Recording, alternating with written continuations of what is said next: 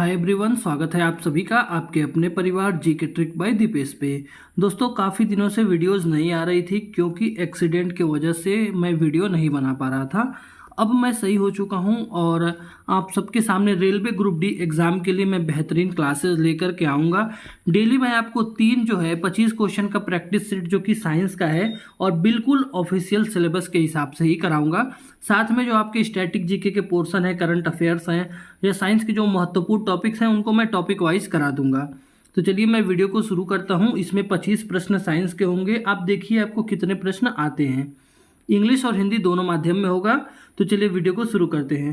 पहला प्रश्न है, न्यूनतम तापमान को मापने के लिए किस यंत्र का प्रयोग किया जाता है? तो देखिए, जो न्यूनतम तापमान होता है उसको मापने के लिए जो है मिनिमम थर्मामीटर का प्रयोग किया जाता है।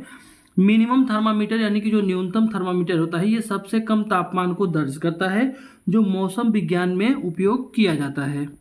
अगला प्रश्न है हमारा, कार्य का एसआई मात्रक क्या होता है? तो साथियों, जो कार्य का एसआई मात्रक होता है वो होता है आपका जूल।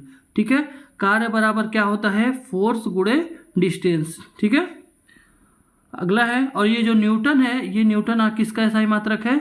ये कोई बता सकता है? अगर किसी को भी पता हो तो प्लीज़ आप कमेंट कीजिएगा। बहुत ही आसान है, इसको मैं बता सकता हूँ लेकिन आप बिना सर्च किए अपने मन से इसको आप कमेंट कीजिएगा। अगला है, जल का घनत्व अधिकतम किस तापमान पे होता है? तो साथियों, जल का जो घनत्व सबसे ज़्यादा होता है वो 4 डिग्री सेंटीग्रेड पे होता है। 0 डिग्री सेंटीग्रेड पर जल जो होता है ये बर्फ में बदल जाता है। वहीं 100 डिग्री सेंटीग्रेड पे जो है बर्फ जब 100 डिग्री सेंटीग्रेड होता है तो जल जो होता है ये आपका उबलने लगता है और वाष्प में परिवर्तन इसका होने लगता है। अगला है, किस तत्व का प्रतीक जो है Fe है? तो साथियों, Fe जो है वो आयरन का प्रतीक है। किसका? आयरन का प्रतीक है। क्या किसी को पता है कि आयरन का परमाणु क्रमांक क्या है? परमाणु क्रमांक जो है वो क्या है? ठीक है, अगर किसी को पता हो तो प्लीज़ आप कमेंट कीजिएगा। अगला है, मानव शरीर की सबसे बड़ी ग्रंथि कौन सी है? तो साथियों, मानव शरीर की जो सबसे बड़ी ग्रंथि है वो है आपका यकृत, यानी कि आपका जो लीवर है ये मनुष्य के शरीर की सबसे बड़ी ग्रंथि है। और ये क्या करती है? लीवर जो पित्त का निर्माण करती है, जो पित्त बनता है हमारे शरीर में वो लीवर ही बनाता है। ठीक है, अगला प्रश्न है हमारा, शुद्ध जल का पीएच मान क्या होता है? तो साथियों, जो शुद्ध जल होता है इसका पीएच मान 7 होता है। ठीक है, अगला है, गुरुत्वाकर्षण बल किसमें सबसे अधिक होता है? तो साथियों, जो गुरुत्वाकर्षण बल होता है सबसे ज़्यादा होता है हमारे सूर्य में।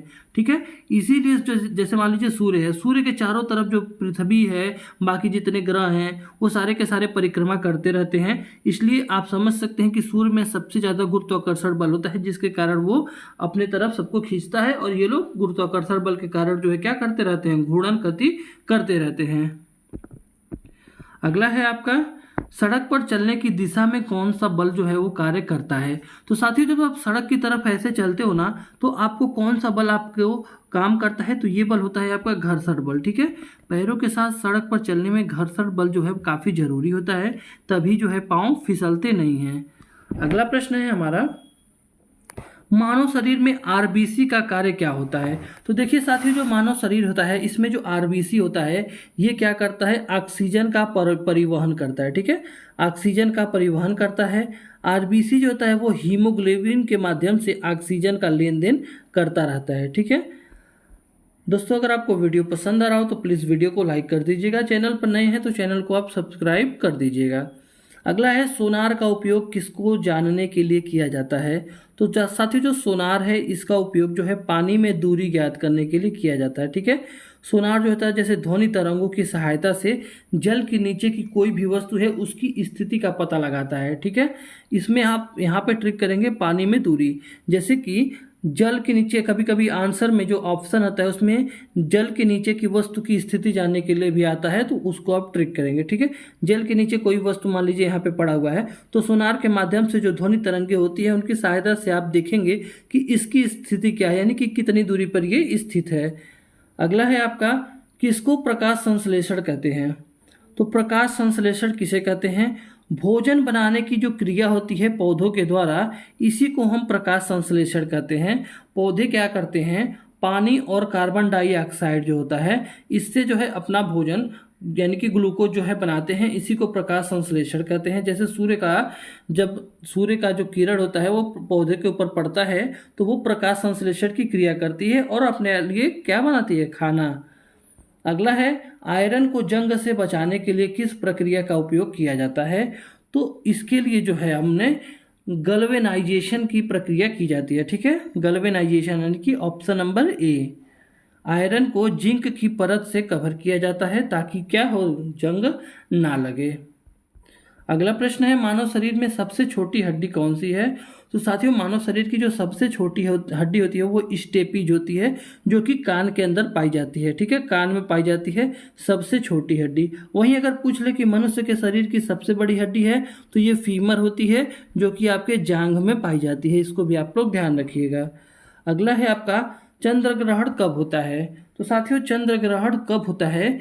जब भी जो सूर्य होता है और जो सूर्य होता है वो चंद्रमा के बीच आ जाती है। ठीक है, ये देखिए, ध्यान से आप देखिएगा। जैसे मान लीजिए कि ये पृथ्वी हो गई, ठीक है, ये सूर्य हो गया और ये हो गया आपका चंद्र। ठीक है, जब पृथ्वी जो है, ये हमारी जो पृथ्वी है, ये सूरज और चंद्रमा के बीच में आ जाती है। यहाँ पे सूर्य है और यहाँ चंद्रमा इसके बीच में आ जाती है तो क्या लगता है, चंद्र ग्रहण लगता है। अगला है, इलेक्ट्रोलाइट्स के रूप में सामान्यतः कौन से रसायन का प्रयोग किया जाता है? तो सोडियम क्लोराइड होता है, यानी कि NaCl नमक। ठीक है, पानी में घुलकर आयन बनाता है, इसे अच्छा इलेक्ट्रोलाइट कहा जाता है। अगला है, मानव रक्त में किस रंग का पिगमेंट होता है? तो मानव के रक्त में जो है हीमोग्लोबिन का पिगमेंट होता है। ठीक है, यानी कि मनुष्य के रक्त का जो लाल रंग होता है वो हीमोग्लोबिन के कारण से ही होता है। अगला है आपका, एसआई इकाई जो है किसका है? तो एसआई इकाई जो है ये किसका है? ये देखो, यहाँ पे जो न्यूटन है, पास्कल है, जूल है और वाट है, इसमें पूछ रहा है कि एसआई इकाई किसका है, तो ये पास्कल। ठीक है,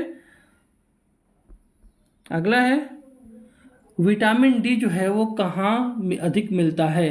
तो विटामिन डी सबसे ज़्यादा सूर्य की किरणों में मिलता है। ठीक है, सूर्य की किरणों में सबसे ज़्यादा विटामिन डी पाया जाता है। अगला है आपका, ओजोनोस्फेयर। ठीक है, ओजोनोस्फेयर में कौन सी मुख्य गैस पाई जाती है? ठीक है, या कौन सी मुख्य गैस होती है? तो ये होती है आपका ओजोन गैस, यानी कि ओजोन परत में मुख्य रूप से ओजोन गैस पाई जाती है। अगला है आपका, डीएनए का फुल फॉर्म क्या होता है? तो साथियों, डीएनए का फुल फॉर्म होता है डीऑक्सी राइबोन्यूक्लिक एसिड, यानी कि ऑप्शन नंबर ए। अगला है आपका, सबसे हल्की धातु कौन सी है? तो साथियों, सबसे हल्की धातु जो है वो लिथियम है। कौन सी? लिथियम है। ठीक है, और घनत्व में भी जो है ये सबसे कम होता है। साथियों, थोड़ा बहुत अभी हिचकिचाहट हो रहा है क्योंकि काफ़ी दिनों के बाद से मैं रिकॉर्डिंग कर रहा हूँ। ठीक है, काफ़ी दिनों से छूट गया था, तो एक दो वीडियो के बाद से सारी चीज़ें फिर से नॉर्मल हो जाएंगी। मानव शरीर में इंसुलिन जो है वो कौन बनाता है? तो इंसुलिन जो है अग्न्याशय बनाता है। कौन? अग्न्याशय, यानी कि जो पैनक्रियाज होते हैं इसके द्वारा इंसुलिन का स्राव होता है। अगला प्रश्न है हमारा, रासायनिक सूत्र H2SO4 जो है वो किसका है? तो ये जो है आपका हाइड्रोक्लोरिक एसिड। ठीक है, यानी सॉरी, ये जो सल्फ्यूरिक एसिड होता है, यानी कि H2SO4 होता है ना, सल्फ्यूरिक अम्ल का जो है ये रासायनिक फॉर्मूला है। और हमारे लास्ट के दो प्रश्न, मानव नेत्र में कौन सा लेंस होता है? तो मनुष्य का जो नेत्र होता है उसमें उत्तल लेंस होता है। ठीक है, मानव के नेत्र में कौन सा लेंस होता है? उत्तल लेंस होता है, जो कि प्रकाश पर फोकस करता है। अगला है, कौन सा रोग जो है खून में आयरन की कमी से होता है? तो एनीमिया नामक जो रोग होता है ये खून में आयरन की कमी से होता है। तो ये रहे आपके 25 प्रश्न। अगर आपको वीडियो पसंद आया हो तो वीडियो को लाइक कर दीजिएगा, चैनल पर नए हैं तो चैनल को सब्सक्राइब कर दीजिएगा। थोड़ा सा काफ़ी दिनों के बाद से मैं एक्टिव हुआ हूँ क्योंकि एक्सीडेंट की वजह से थोड़ा सा मुझे दिक्कत ज़्यादा हो गया था। अब मैं रेगुलर आपके लिए वीडियोस बनाता रहूँगा, तो प्लीज़ आप हमारे चैनल को सब्सक्राइब कर लीजिएगा। थोड़ा एक दो वीडियोस में हिचकिचाहट होगी, फिर सारी चीज़ें पहले जैसी नॉर्मल हो जाएगी। जय हिंद, जय भारत, जय माँ सरस्वती।